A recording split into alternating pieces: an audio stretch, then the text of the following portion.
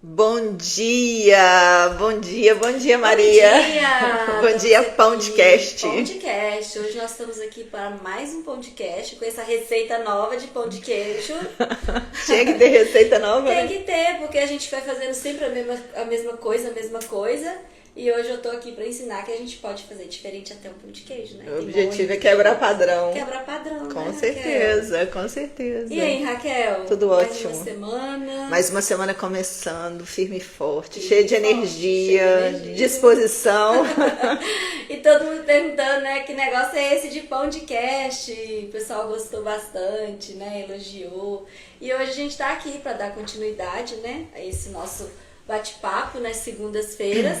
E hoje nós vamos estar, né, falando um pouquinho, né, Raquel, sobre a sua trajetória. Bora lá. Sobre esse negócio de terapia sistêmica, mentoria. Que é bom demais da conta, sou. Bom demais da conta, igual um pão de queijo. Igualzinho as duas mineiras nos Estados Unidos.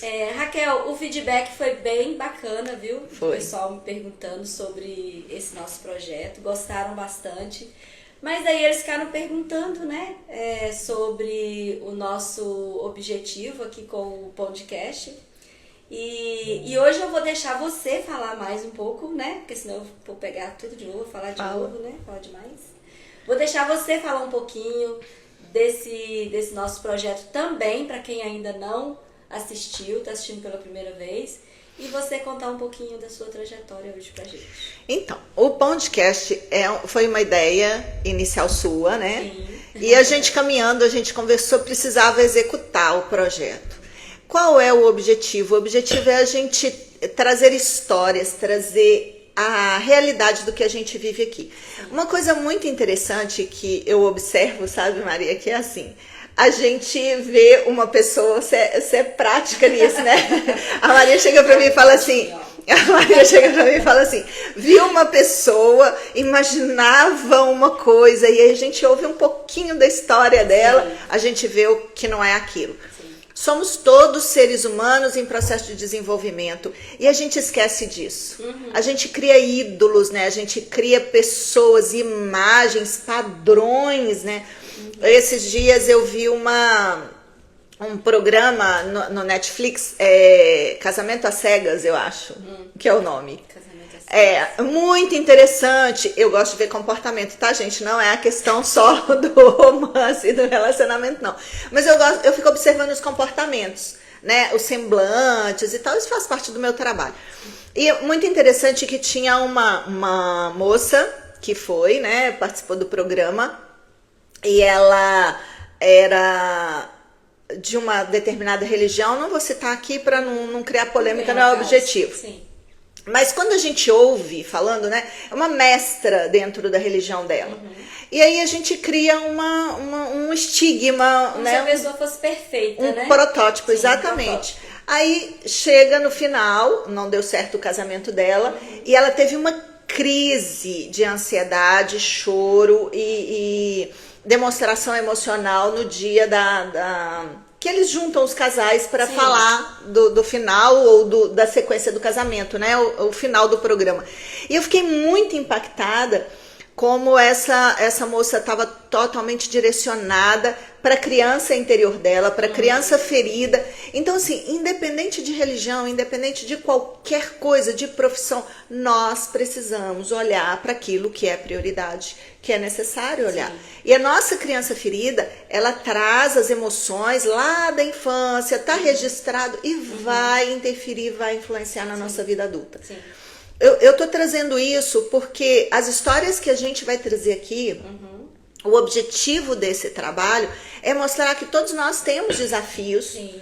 todos nós passamos por diversas etapas para estar onde a gente está. E tem uma coisa, as pessoas criam na própria cabeça uma história do que está acontecendo com a gente. E a gente que vive Sim. sabe que não é assim. Sim. A gente sabe que é diferente. Sim.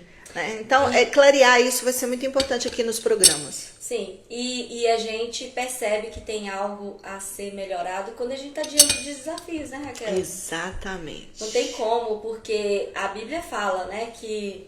Vou até aproveitar e ler, né, a palavra aqui, que a gente... Não pode faltar. Não pode faltar a palavra, né? eu gosto sempre de meditar na minha história, em ver o comportamento das pessoas e ver o que a gente pode aprender com aquilo, Claro. né? E lá no livro de Eclesiastes 7, versículo 8, diz que melhor é o fim das coisas do que o seu princípio. Melhor é o paciente do que o arrogante. Então, às vezes, a gente pode até não ter tido uma infância muito legal. Eu acho que grande parte, né, das pessoas... Talvez teve, 100%, né? algum 99,9%. desafio, ou teve uma situação, né, de escassez muito grande, né? Teve ali muitos desafios, né, com pai, com mãe, com irmãos, com imigração, né? Muitos dos pais vêm do interior para a cidade, então aquela vida difícil. Então, grande parte das pessoas tem. E aquilo que a gente vive na infância, muitas vezes se revela na fase adulta. Por Só quê? se revela na fase Só adulta. se revela na fase Só. adulta. Então, essa criança, Raquel, então quer dizer que essa criança é ferida, né?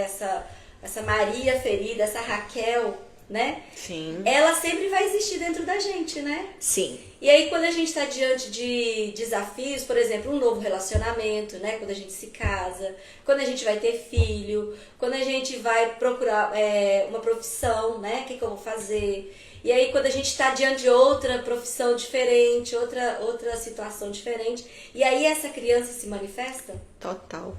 Eu sou primeira filha, né, do José Maria Coelho e da Margarida Maria Coelho. Eu gosto sempre de relembrar isso porque é o primeiro posicionamento da gente na vida. E Filho. O primeiro posicionamento precisa ser filho, né? O nosso primeiro papel. E como filha, o meu pai, caminhoneiro, viajava muito e minha mãe, dona de casa, ficava com a gente. Mas tinha uma preocupação de que nada acontecesse. Hoje eu entendo isso de uma outra forma, né? Tinha uma super proteção, um nível de exigência, um nível de cobrança que eu cresci com isso. Se a gente julgar, se a gente for para mentalidade cartesiana, certo, errado, preto e branco, né? O cartesiano faz isso. É muito lógico. A gente vai falar, é certo ou errado? Não, nem é certo nem é errado. Foi o que eles deram conta de fazer. Sim. Na consciência que eles tinham. Na consciência que eles tinham. Época, né? Então, olha só, o meu padrão de relacionamento. Homem, o ideal de homem era o meu pai. Porque meu pai é maravilhoso, um homem fantástico, cuidadoso. Quando ele chegava em casa das viagens, ele sempre trazia alguma coisa, trazia revistinha da Turma da Mônica, que eu aprendi a ler assim, adorava. Livros, aprendi muito a estudar e gostar de estudar com meu pai, porque sempre ele trazia algo para mim. E aí, essa ideia da viagem me encantava, né? Então, viajar foi assim uma das primeiras coisas que eu intitulei na minha vida de fazer. A minha vida inteira eu trabalhei muito e viajei muito. Tenho várias viagens. Então você já criou um estereótipo de pai, um pai que, nossa, tinha sempre algo muito incrível, né? Exatamente. As viagens, uau. Mas olha que interessante que é isso, né? Às vezes as pessoas acham que a gente precisa fazer um processo terapêutico ou de mentoria porque a gente tem um problema. Eu não tive problema com meu pai. Eu tinha uma ausência do meu pai que eu não identifiquei enquanto criança. Eu sentia muita saudade, muito medo dele não voltar. E eu trouxe isso para minha vida adulta, para os meus relacionamentos. No início dos meus relacionamentos, eu era extremamente codependente, controladora. Eu tentava segurar aquilo ali por medo, olha, o medo lá da infância, de não ter a pessoa por perto, porque eu não tinha meu pai por perto. Porque ele sempre viajava, né? E ele tinha uma fala que acabava comigo, que era assim, eu tô indo, mas não sei se volto. Ai, nossa. Isso era horrível, terrível. Isso é coisa de pai falar pra filha. Toda vez que ele viajava. Eu tô indo, mas não sei se eu volto. Não sei se eu volto. Misericórdia. Sempre assim. E na época não tinha celular, não tinha... Gente, podem acreditar, na nossa época de infância não tinha celular da forma que tem hoje. Não tinha nem telefone em casa. Não tinha nem telefone em casa, exatamente. Tinha que ir no orelhão. Quem tinha telefone em casa, né, era um rico. luxo, exatamente. Era rico. Então, assim, eu fui criada com essa sensação. Então, homens na minha vida... Não só você, né, Raquel? Ah. Não, esse privilégio não é só seu. Obrigada. Me sinto parte de todos aí, né? Meu pai era um ídolo, era maravilhoso, mas não estava por perto. Então, nos meus relacionamentos, eu encontrava homens bons, gentis, maravilhosos, mas nunca estavam por perto. Porque você já tinha essa crença dentro de você, né? Eu criei Você isso no meu inconsciente. No seu inconsciente isso era real. Olha, eu vou tomar esse cafezinho? Toma, tá gostoso. Esse é lá de Delícia, delícia. Eu ancorei amor com distância. Foi uma das coisas que eu mais tive na minha vida. E dentro de outros padrões, claro, né? Do lado da minha mãe, uma mulher extremamente cuidadosa, extremamente fazedora, né? Minha mãe sempre fez de tudo. Nossa casa é impecável, super limpa, tudo organizadinho. Marta, né? Ela era. Marta e Maria. Marta fazia. Nossa, ela tava o tempo todo mexendo, querendo agradar Jesus. Viu? Ela coloca a Bíblia. ela me relembra a Bíblia, isso é maravilhoso. E aí, o que aconteceu? Eu tinha um vazio, né, com a questão do meu pai, e eu tinha um excesso de exigência comigo mesma por o lado da minha mãe. Sim. Não tem nada de errado nisso. Aprendizado. Sim. E aí eu contava, aí eu vejo que a gente chega num ponto muito importante. Qual a história que eu contava pra mim na minha cabeça o tempo inteiro? Que a vida era isso. Sim. Se não fosse um homem do jeito, né, do meu pai ali, com características, tem várias outras características, tá, gente? Eu tô contando, né, superficial, o básico, porque senão a gente vai ficar aqui 10 dias contando a minha história, né? Em breve vai ter livro, calma que tá saindo, em breve vai sair o livro. Todas essas histórias em papel, né? Exatamente. Então, a minha mãe tinha esse padrão, meu pai tinha esse padrão, eu absorvi isso. Eu era, mas o meu pai e a minha mãe não era a Raquel.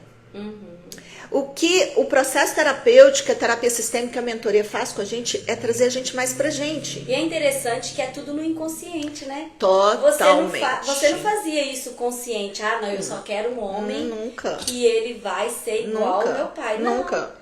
É porque aquilo ficou forte em você, porque era o que você aprendeu, né? Sim. Era o estereótipo que você aprendeu de pai e de mãe. E é muito interessante que quando a gente vira terapeuta, né, a gente vai identificando nas pessoas que tipo de homem que eu encontrava.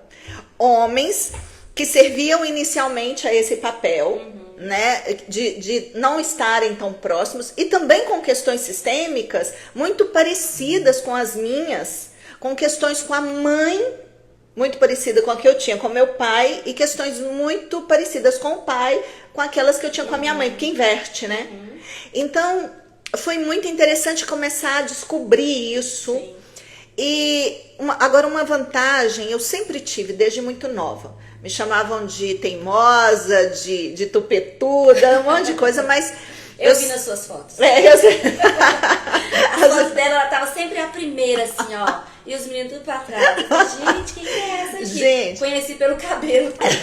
Cabelo lisinho. Resgatar minha criança foi maravilhoso. E eu comecei esse resgate, assim, de assumir muito essa criança de uns 10 anos, 15 anos pra cá. É quando a gente se torna consciente, né? Consciente, totalmente. Porque precisa fazer esse processo. Às vezes a gente vai repetindo padrões na nossa vida e a gente acha que aquilo é normal, né? Eu vou tirar o às vezes, sabe? Sempre a gente repete o padrão e vê isso como normalidade. Eu comecei a perceber coisas na minha vida, Raquel, quando eu comecei a ver que tava repetindo sempre a mesma coisa, sabe? Exatamente. Sempre a mesma história. Sabe você onde... faz e não sai do lugar. E aí tem áreas da nossa vida que se repete. Sim. Na minha vida sempre se repetiu, no financeiro e nos relacionamentos. Eu acho que é em grande parte da As duas coisas andavam assim. Quando eu estava bem no financeiro, o emocional não estava legal. O emocional começava a melhorar o financeiro. E tem uma fala, né, aí no sorte mundo, né? no dinheiro, né? Sorte no dinheiro. jogo. Não, feliz no amor, infeliz no dinheiro. Algo sorte assim. no amor, falta de sorte no dinheiro. No dinheiro. E a gente pode ter os dois, né? E aí, quando a gente começa a perceber essas coisas. O que eu vejo hoje, Maria, assim, olha, a vida não quer nos punir. A vida quer que a gente evolua. E para evoluir, você vai precisar ir na ferida, no ponto importante. Então, assim, os meus relacionamentos, eles me ensinaram tanto, mas tanto. Eu agradeço cada um que passou pela minha vida, tanto em relacionamento amoroso, vamos dizer assim, quanto em relacionamento de amizade, porque eu sempre fui muito entregue às amizades também. Eu tenho uma prática de listar as pessoas que passaram pela minha vida e agradecer e lembrar ali, quebrar, mudar um pouco aquela história que a minha mente conta. A nossa mente, ela vem de paradigmas e crenças, né? Que a gente vai estruturando. Se não for daquele jeito, e a gente segue o padrão sem perceber. Então, esse estilo de relacionamento eu tinha, e foram vários que passaram na minha vida assim, com várias características diferentes, físicas, né? Mas sempre com o mesmo padrão emocional. Porque, na verdade, o padrão estava dentro de você. Dentro de mim. Não é na outra pessoa. Enquanto eu não quebrei isso, não mudou a minha vida emocional. E não mudou a minha vida financeira também. Muitas coisas, né? Quando o Collor prendeu o dinheiro das pessoas no banco, o meu pai tinha dinheiro para comprar um sítio, que era o sonho dele. E aí prendeu o dinheiro. Meu pai ficou extremamente desestruturado. Nossa, muita gente, né? Ficou Sim, mas assim, eu vivi isso dentro de casa com uma intensidade muito grande, né? Então, até pouco tempo, Maria, eu tinha muito medo de ter dinheiro porque eu ia perder. E eu não tinha consciência disso. Então, eu ganhava muito dinheiro, eu passei por várias etapas com relação ao dinheiro, tá, gente? Então, eu tive lá a história com as minhas tias-avós, né, que não podia, na época delas, não podia ganhar dinheiro. Aí eu comecei a ganhar e perder, não podia ficar, né, porque o meu pai teve dinheiro. Então, assim, foram várias etapas. Coisas, e as pessoas não olham para isso às vezes, né, Raquel? Não, a gente é o conjunto de muitas coisas. Vai sendo condicionado, né, a repetir aquilo, é assim mesmo. Mas eu acho tão bacana esse trabalho da terapia sistêmica, é que ela faz você olhar para a raiz, para a origem do problema. Porque eu sempre gosto de fazer analogia, né? Uma árvore, por exemplo.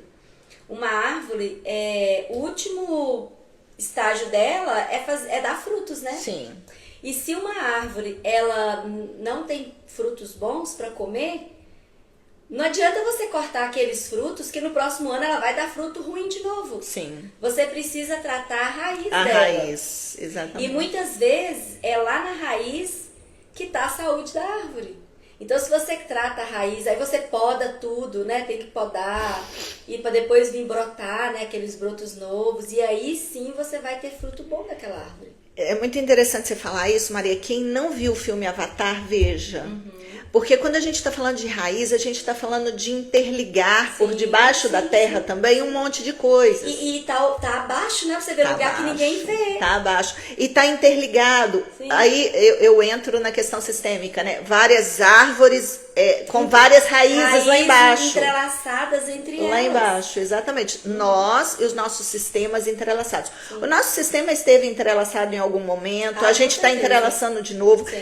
Então, essa visão fez da minha história, assim, foram muitos anos de muitas dúvidas, de muitos questionamentos, de muitas perguntas. Nossa, quantas perguntas a gente tem dentro da gente. De muita dor, sabe? Sim. Porque essas perguntas, então, aí a gente conclui, né, que pensamento e emoção estão diretamente ligados. Quantos pensamentos geram dor e dores profundas, e quando a gente muda o pensamento, a gente muda aquela dor. Então, entendendo essa dinâmica, foram muitos anos. E às vezes a gente fica tentando querer que seja diferente, né? A gente olha para a nossa história, olha para a história dos nossos pais, né? Dos nossos irmãos mais velhos, e a gente tentar mudar aquilo de alguma coisa. E na verdade, não é tentar mudar o que foi. Na realidade, eu fiz um exercício uma vez que mudou muito a minha percepção geral. A gente quer que os pais reconheçam, admitam coisas que a gente vivenciou, como se fosse assim, vocês não estão vendo a minha dor? Olha o tanto que dói. E tem adultos hoje, né, que entram em relacionamentos com uma postura totalmente de vítima, tô falando só de relacionamento, não. Entram em negócios, entram na vida, na profissão, com aquele sentimento. Vocês não estão vendo o que eu tô sentindo, né? No inconsciente, tá mostrando aquilo ali. A pessoa que busca culpado, ela tá na vítima. A pessoa que fica justificando muito, ela tá na vítima. E a gente passa uma vida inteira no papel de vítima, querendo ser protagonista. Então, eu quero ter dinheiro, quero ter um relacionamento legal, quero ter uma profissão legal, mas eu tô na vítima. Então, é como se a vida virasse e falasse assim, enquanto você não mudar esse papel de vítima, você não vai ter as coisas que você quer ter. A vítima pode ser comparada com a criança ferida, né? Na realidade, Maria, é assim, olha, toda criança é ferida. E toda criança ferida vai ter sintomas de vítima, de salvador, de agressor, de codependente, de desordem de amor. Todo adulto carrega isso. Enquanto não trabalha, não traz isso para a consciência, justifica e critica o outro julgando. Hoje, uma das coisas mais interessantes que eu aprendi nesse processo é que crítica não me afeta. Claro que eu observo, se você e a Grace e mais um falar a mesma coisa da Raquel, a Raquel vai parar e vai olhar para isso. Você pode ter certeza. Ela vai falar, poxa, peraí, elas estão falando, então deixa eu observar e mudar isso. Esse é o papel de um adulto. Uma criança nega. O primeiro passo da criança é, você tá doida, Maria? Você tá falando de mim? Você tá falando de você? Você tá doida, de que fala. Você tá doida? Você tá doido. Você tá falando, você tem certeza do que você tá falando? Ela reage, ela não age, né? Então, a criança, quando ela foi muito criticada, muito julgada, ela tem esse padrão. Eu aprendi defesa, né? essa defesa. Já tá armada, né? Tem pessoas que reação. Você fala uma coisa, ela já tem resposta pronta e ela se defende. É reação, não é ação. Né? A gente acha que a gente está agindo, mas a gente está reagindo. E reação não tem força como tem uma ação. Então, hoje, uma crítica, por exemplo, claro que eu recebo várias críticas, né? Estou exposta, estou na internet, tenho amigos, tenho pessoas, tenho relacionamento. Eu recebi minha primeira crítica. A sua primeira? Minha primeira crítica na internet. Uau. E aí, tem gente que vai incomodar com o cabelo, tem gente que vai incomodar com a roupa. Gente, eu reagi Você bem. agiu bem. Eu agi bem. E até aí, agradeci a pessoa. Ótimo. E aí a gente entende que faz parte quando o nosso ego, a criança forma o ego lá até 12 anos de idade. Quando o nosso ego está bem estruturado, você olha e fala assim, olha, essa pessoa pode ter razão, deixa eu avaliar isso melhor. E eu pego hoje esses questionamentos que são trazidos para mim dessa forma, olha, será que tem razão? Deixa eu observar isso a partir de agora. Eu não vou pegar e não vou transformar numa dor, porque também tem gente que pega as pedras, né, que se jogam, que as pessoas jogam e fica se jogando as pedras de novo. Não é isso. Não é isso. Mas eu pego a informação e falo assim, bom, vou observar. Os próximos dias eu vou estar mais atenta a isso. E deixa eu ver o que eu estou sentindo a partir disso. Então, quando a gente está realmente de acordo com a nossa história, amando a nossa história, consciente da nossa trajetória, sabendo quem a gente é, a gente vai pegar essas informações e vai fazer mais um degrau com elas. Vai subir mais um degrau.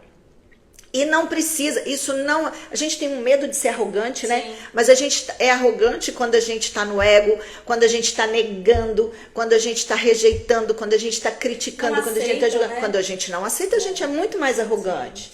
Então, esses conceitos foram muito importantes, porque a base foi o meu sistema familiar, e a base foi compreender tudo isso, né? Hoje, quem eu sou... Eu sei mais quem é a Raquel e não me desestruturar por tão pouco, às vezes. A Raquel tem angústias? Tem. A Raquel tem medos? Tem. A Raquel tem dúvidas? Tem. Dificuldades? Tem. Gente, eu estava contando ontem para você, né, quando eu cheguei aqui nos Estados Unidos, né, a história da outro podcast. Eu não sabia desse seu início. Foi pesado, né? Não sabia, e a gente acha que a pessoa já tá lá em cima e não vê a história dela. Por mais que a gente tenha dinheiro, tenha recursos, a experiência, que não foi o meu caso, né? Mas aí é que tá, Raquel, eu achei bacana você falar que tem pessoas que chegam aqui, né, muitas Eu não posso falar que o meu começo aqui foi difícil, porque não foi. Olha, escutando você, não foi não. Meu não foi, não. Meu Eu já foi cheguei aqui, eu tinha, apesar de eu não saber onde eu iria morar, né? Depois foi tudo, encaminhou perfeitamente bem, né? Eu glorifico a Deus por isso. Eu tive outras dificuldades. Tive outras lutas que, meu Deus do céu, pensei que eu fosse morrer no meio desse projeto, desse trajeto aí. Mas tem pessoas que elas não...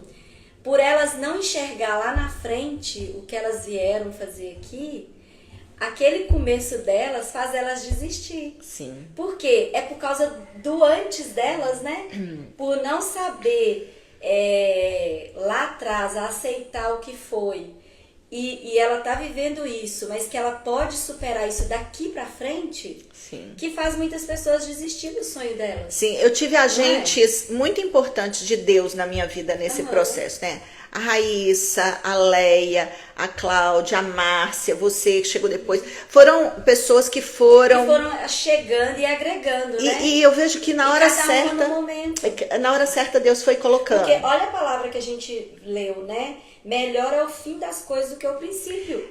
Porque às vezes o começo da gente não é fácil mesmo. Não. Agora eu vejo que não chegou ao fim ainda, né? Então. Porque então se eu ler essa palavra aqui amanhã, vai estar falando a mesma coisa. Melhor é o fim das coisas do que o começo delas. Eu vejo isso como um processo, né? Com toda Melhor certeza. é o processo. Melhor é o processo. Teve um dia, Maria, na minha primeira extensão de visto, eu deitei assim, faltando uns 5 dias para vencer o meu prazo, né? Eu deitei na cama assim, eu lembro direitinho. Falei, Deus, é isso mesmo que o Senhor quer de mim? Porque eu vim para cá por um chamado, né? Isso é claro para mim, nítido, já tá nítido. E eu deitava na cama e falava assim, Deus, é isso mesmo que o Senhor quer de mim? É isso mesmo. Leandro e Grazi, né, acompanharam essa minha trajetória, foram pessoas super importantes, assim, nunca me desampararam. Raquel, você volta pra cá, na clínica que eu trabalhava em Sete Lagoas, que eu honro demais, toda a equipe de lá.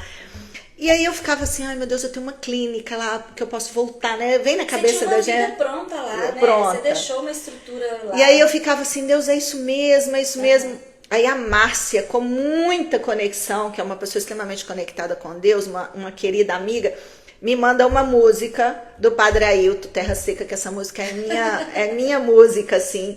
E aí na música fala, aqui é o meu lugar.